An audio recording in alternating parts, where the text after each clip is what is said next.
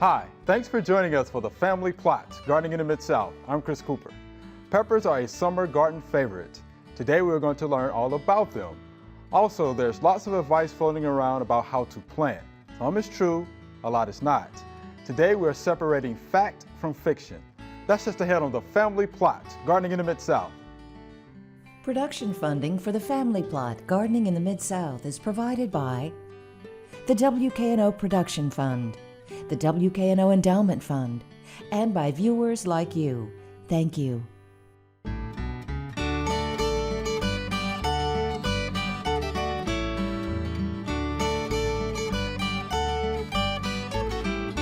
Welcome to the Family Plot. I'm Chris Cooper. Joining me today is Tom Mashour. Mr. Tom is the Extension Master Gardener in Tipton County, and Carol Reese is here.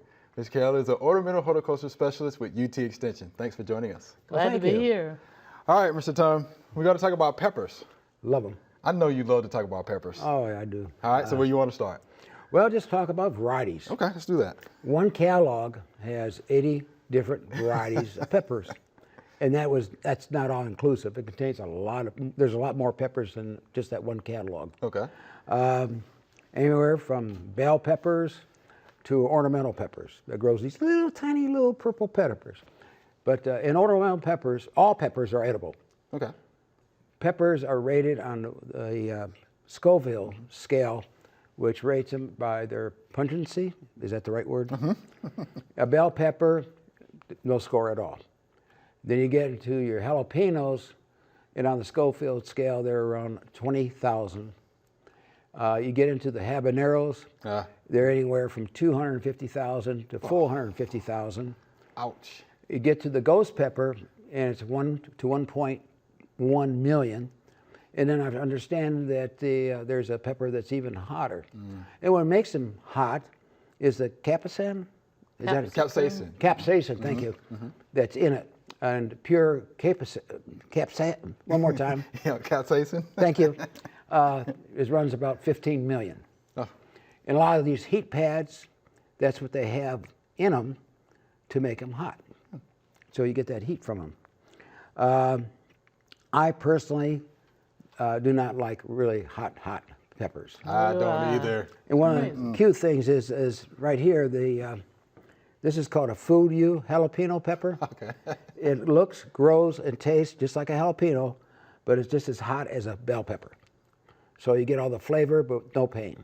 And peppers are members of the nightshade family, which also includes tomatoes, peppers, tomatoes, potatoes, eggplant. and eggplant, thank you.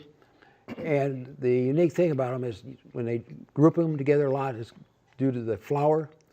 And all of them, the male and female parts are in each blossom. So they're considered wind pollinated. As long as there's a little breeze to shake them up a little bit, that's all they need. Matter of fact, in greenhouses where they grow hothouse tomatoes and peppers and stuff like that, all they really do is every morning walk through with like bamboo sticks and just bang them, bang, bang, bang, bang, bang as they walk down them, which is enough shaking to cause pollination. Oh, interesting. Which also creates a problem. One of the problems is, like I did at my house by mistake, and I knew better. I mean, I really did, but I screwed up, and I planted some sweet banana peppers next to my jalapeno peppers. Guess what I ended up with? I ended up with banana peppers that were actually hotter than the jalapenos. So I'll have to give those away with a cautionary note. Starting peppers, though, are relatively easy. One of the problems is, they don't grow anywhere near as fast as tomato plants do. Okay. And they take longer to germinate. So I usually start I start everything indoors or in the greenhouse. But I start them approximately a month before I even think about starting my tomatoes. And the tomatoes, from the time I start the seeds to the time they're ready to go in the garden is less than 6 weeks. Peppers, probably about 2 months. Wow. Before I put them in the garden, before they're able to handle the weather like that. But and I also plant them in pairs.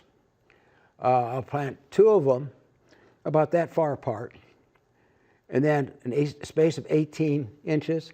Then I plant 2 more, and then I plant 2 more and 2 more in pairs. And the reason for that is the foliage of one plant helps protect the peppers of the adjacent plant when the sun is like rising in the east, and then it reverses on the west side. And it helped prevent one problem. I've still got a little bit of damage from it, but this right here is sun scalding. And that's because the sun got exposed, or the pepper got exposed directly to the sun. This one here got damaged because it was touching the ground, and the little critters that live in the ground got to it. And of course, this is what you're looking for. Oh yeah, it looks good. Looks good. And by the way, tell me this, are those still edible? yes, they are actually. What you would do, or I would do, is I would cut out the bad part of it. In this case, the sun scalding, and then cut it up in pieces. Same thing with this one. Cut it up, and then put them in one of those self-sealing bags. Squeeze the air out of it, and zip it closed. And by reducing the amount of air in there, they just seem to last longer. They need, like most vegetables, at least 6 hours of daylight. You need to stake them with bamboo sticks or something, because when it gets heavy, hopefully it will get heavy with peppers, the plants are kind of brittle. If you get 3 or 4 peppers on the stem, it'll break off. Okay. And I've seen people use cages. You can. With their peppers. Those little for that purpose. cone-shaped cages that are ridiculous for use on tomatoes, but they work good for peppers because they do support it. Okay. As far as I know, that's about the only use for them. Watering, they like moderate watering, just like most vegetables. They like a damp soil, not soggy, but damp. And by having it damp, constantly damp, you prevent a lot of problems, like blossom end rot and a few other things. Okay. They like to source water there, and when you water, you want to water at the drip line all the way out. A balanced fertilizer, like 10-10, 10-10-10, 13-13-13, 15-15-15. Sure. Which again is good for most vegetables, but not all vegetables. So when's a good time to pick them? Actually, and that's a good point. When they start turning red, they get sweeter. This is like especially on bell peppers.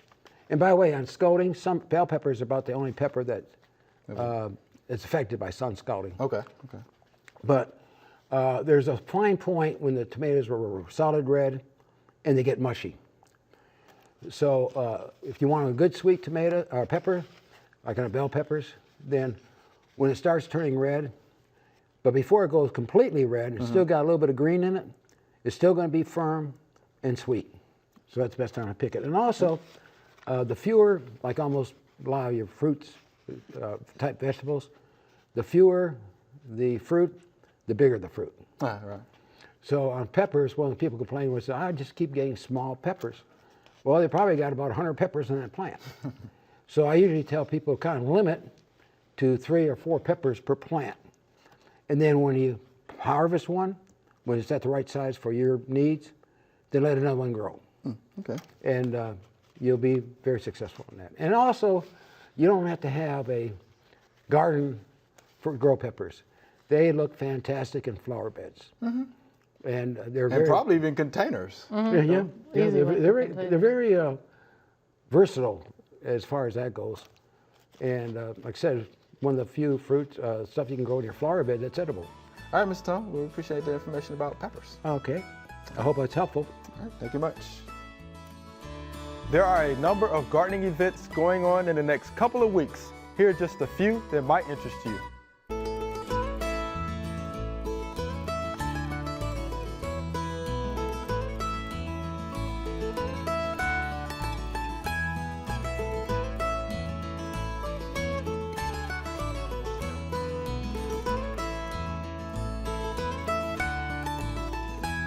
All right, Ms. Carroll, I can't wait to hear this, okay? Planting misinformation. Okay? Where do you want to start with that? I Gosh. can't wait. Well, I can be pretty vicious sometimes. I know you can. I was checking out somewhere I know you recently, and can. the girl behind the counter tried to sell me soil amendments Uh-oh. with my plants. And there were some old Hollywood junipers. And I was like, don't believe in them. So, I believe in improving soil, but from the top down, like Mother Nature does. If you dig a hole, they want you to dig a hole and mix the soil amendments in the hole and then plant in there. And actually what you're doing is creating a bucket of vastly different textured soil, which is going to fill up with water in wet times because the tight soil acts like a bucket. Right. And it's going to dry out faster during dry times. Plus, the roots don't really want to leave that little pampered area. They're like, oh, I don't want to go over in that This is tight nice. soil. I'll stay right here, which means it'll blow over easy and, again, be a challenge to keep it watered. So I just break up the native soil as little as possible to get it in there. And also, if I do need to improve my soil, and my house, you know, I just built a house in 2011, a lot of bulldozer work, so I really don't have a lot of good native soil. So I'm not saying never till in soil amendments. But if you do the whole area so that it can continue, because tree roots especially, they want to go out sideways, you know, really far. So the more you can help them do that, that's good. They like for you to add like hormones and root stimulators to the hole. That no scientific research has shown that gives any benefit. It's just another product that they're trying to sell you over the counter. Interesting. Don't put any fertilizer in that hole. I've heard that one too. In fact, don't fertilize that plant for the first year. Woody plants, now annuals and vegetables, sure you do. That's a different thing. And you can till in all the stuff you want to there for that quick response. But for trees and shrubs, I don't recommend fertilizer for the first year because you have a challenge plant anyway. It's going through some shock. It's having to get real integrated into that new setting. And fertilizers are salty and they draw water from the roots. So you really don't want to be pushing the envelope with that and trying to give them a little bit more challenge. People want to do that when a plant's sick too. They like throw some fertilizer on it. I tried fertilizing it and it hadn't responded. Well, you don't want a whole bunch of rich food when you're sick either. So don't do that to the plant. Just nurse it during droughty times, you know, try not to stress it, see if it can recover from whatever is going on. Let me ask you this though. Let me back you up for a second. Yes. So when do you recommend tilling? Tilling. Yes. When if I'm going to do a vegetable garden, maybe. Now you can go the lasagna route and just, you know, layer things on top. But if I really want to improve the soil or the annuals, and I really need to plant a collect for seasonal display, I'm going to change that garden out twice a year, you know, from cool to warm season. I want that quick response. I don't have all day to wait for that plant to try to. So I'm probably going to till in, get some good amendments and some quick fertilizer boost and get that quick turnover for me there. Good. Yeah. And also, like in my soil, I'm down to the B horizon. So I'm going to do the whole area. I don't have any soil structure left because of all the bulldozer work. So I'm not preserving anything by not tilling, because when we don't till, we're trying to preserve soil structure that was originally there. And right now I don't have any. Good stuff. Yeah, I do strip tilling. Just going to till one little strip exactly where I put the seeds. Yeah, well, the vegetable garden, I think that's cool. That's fine. Maybe not on my permanent vegetables. I mean, perennial. I'm going to do some perennial vegetables around my new garden plot, and I'm probably not going to till that every year by any means.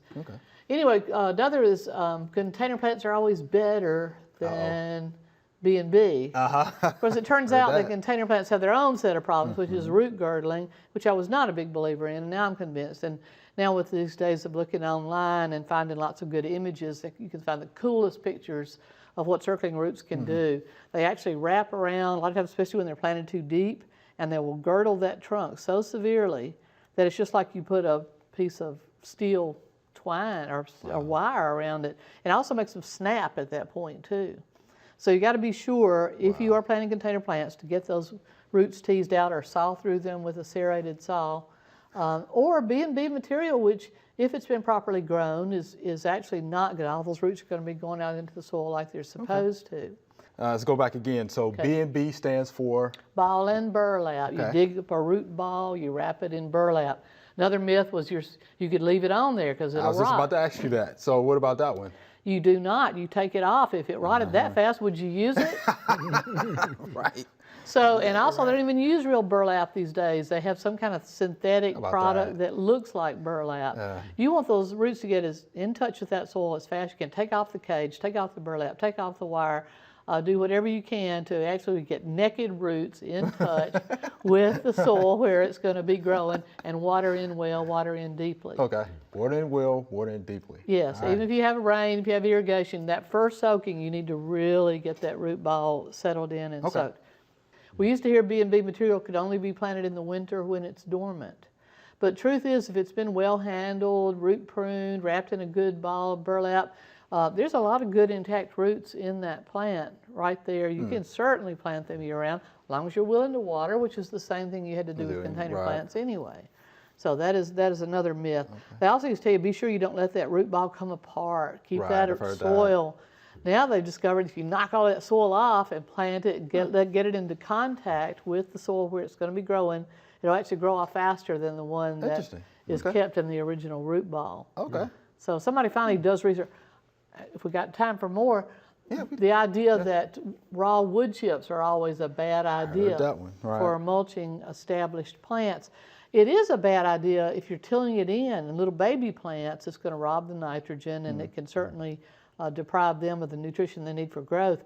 But if you're just using raw wood chips to put on the top of the ground around well-established plants, it does not steal nitrogen. It does not.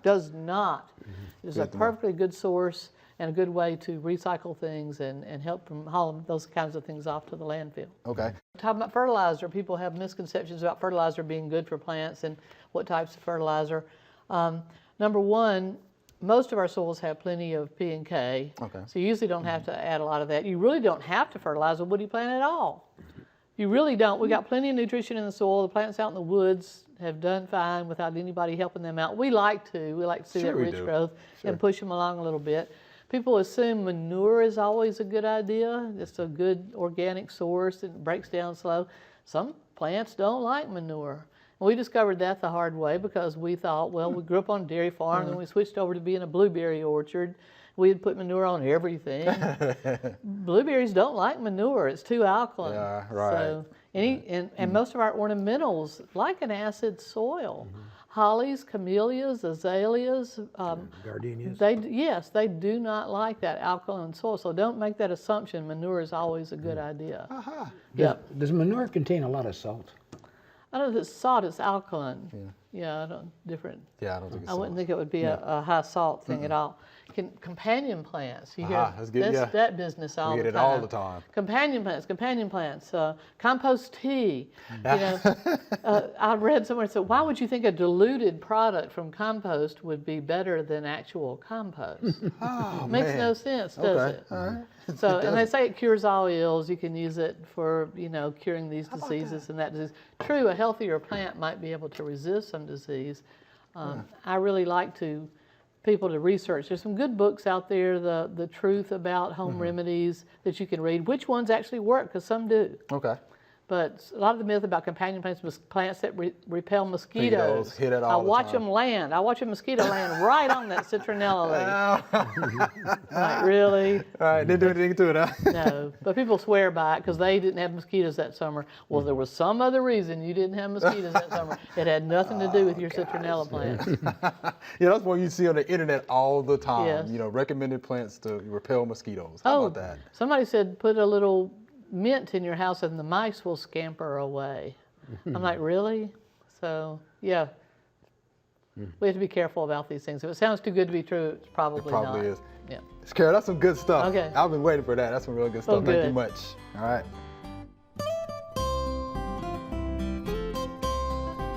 Let's take a look at our bean plants here. As you can see, a lot of the older leaves are yellow or yellowing. And to me, that's usually an indication of nitrogen deficiency. It starts in your older leaves first, then it moves up the plant to your younger leaves. So what we need to do is add more nitrogen to it. Beans are legumes, and even though they actually do fix nitrogen from the atmosphere, it pulls it down into the roots, they can still be deficient in nitrogen. So therefore, you would need to add a nitrogen fertilizer to it to green those leaves up, especially for your new growth. Just put it right outside the drip line of your bean plants. Make sure you get that watered in. Once you get that watered in, you will start to see your newer growth become a lot greener. It's not going to do anything for the ones that are already deficient, but again, your newer growth will be nice, pretty, and green. All right, here's our Q&A session. Mr. Tom, you jump in there and help us out. Being a right. master gardener and all. All right? Okay. So here's our first viewer email. What causes a plum tree to flower every year but not give any fruit? And this is from Peter. So Ms. Carol, I remember you sent us out, a publication about this once before, about fruit plants that needed pollinators. So what say you about this? It's a lonely plum. It's lonely. It's lonely. They're perfect flowers. Everything in the Rosaceae family does have male and female on the same flower, but it needs a separate individual. It doesn't want to pollinate itself. That's not a good idea. That's like inbreeding. So it needs a cross-pollinator. So I don't know what kind they have. Yeah, that's right. It says a plum tree, so. Yes. Right. Some have been bred to be self-fertile, but it sounds like theirs is not. And most people a lot of times don't know what they have. They just got something. Yeah. I'd say just go get a couple other, 2 different types, then you kind of ensured that you have a pollinator and plant those near enough for the insects to ferry the pollen. Okay. Yeah, it would help if they knew the variety. Right. Because if you knew the variety, some, like you said, are self-pollinators, and some do require companions. Yes. So it's a lonely plant. Oh, all right. Yeah, because I remember that you sent out to all the agents, about what fruit trees require pollinators and such. So that's always good information. All right, Peter, so I hope that helps you out. Here's our next viewer email. The last several days, my zucchini has been blooming, but I've noticed only 1 or 2 female flowers. This morning I counted and there were 20 flowers, but none of them were female. Is there a reason for this? Is there anything I can do to encourage more female flower blossoms on my zucchini? And this is from Mr. Mike in Ringo, Georgia. So thank you, Mr. Mike. Cool. All right, so here's the question. Is there anything I can do to encourage more female flower blossoms on my zucchini? Well, the thing is, this is kind of normal at the beginning of the season. Just like my plants, in the morning when they first started blossoming, they were all females, no boys around. So, and then as time progresses, and I got calls about that, not necessarily for zucchinis, but just yellow squash and stuff like that. And then a little bit later, the boys start showing up. Mine's usually the other way around. Yeah. I'll have male first. Yeah, the males and that be then- first is when I'm Well, see, used to. now one season I will have the males in the morning, and then later on I would have females in the afternoon. But that time the boys are closed. Boy blossoms are closed up, and then sometimes it's reversed. It just depends, like you said, you have your boys. But this the this boys are year always I had there. all girls this morning, in the morning, and then later on the boys showed up, and then they finally got together. I'm wondering if the first tend to be males because it doesn't take as much energy, maybe. See, that's what I thought. I thought it had to do with the energy. Yeah, female flowers, they have to have an ovary, and they're going to make babies. It's going to take more from them. And they're larger blooms, though, Yeah, as that's well. true. So that's why I thought they would require more energy. That's true. Because you need the boys, right? Because the boys are going to provide a lot of the pollen. So they're not probably going to require as much energy as the female blossoms, which are bigger, ovary. So that's what I thought was That's the the other energy. thing. And the plant needs to be bigger to, Right. to start producing the female. Like I said, I've been getting the girls, but one of the things you can do if you want to encourage them. Is mulch with pink. Yeah, right. Go ahead. I had to be. Just, Just get one of those little cheap artist brushes, or even a Q-tip, and when you got the boys are open, just go ahead and grab some of the pollen off of it, and then when the girls show up later, then I'm too dust them. lazy. I'm just going to wait a week. Just wait. They'll be along. And nature will take its course. It will. It will happen. So be patient. Be patient, Mr. Mike, is the word. And thank you for that question, all right? Here's our next viewer email. Some of my squash plants are big and have dark green leaves, and others are smaller with light green leaves. How can I help the smaller ones? And this is Layla. So, Mr. Tom, what do you think? Well, my garden is like a micro environment. I had one area right from one end of my garden to the other. The things is just not like to grow in there.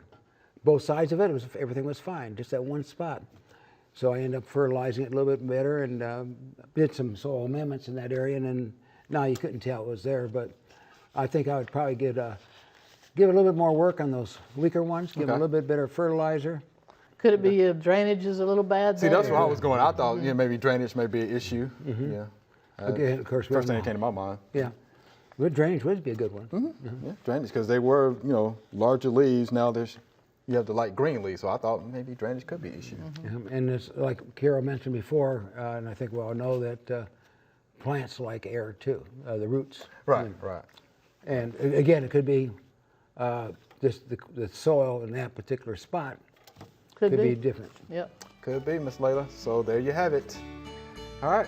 So, Mr. Tom, Miss Carol, we're out of time. Okay. Fun as always. It was fun.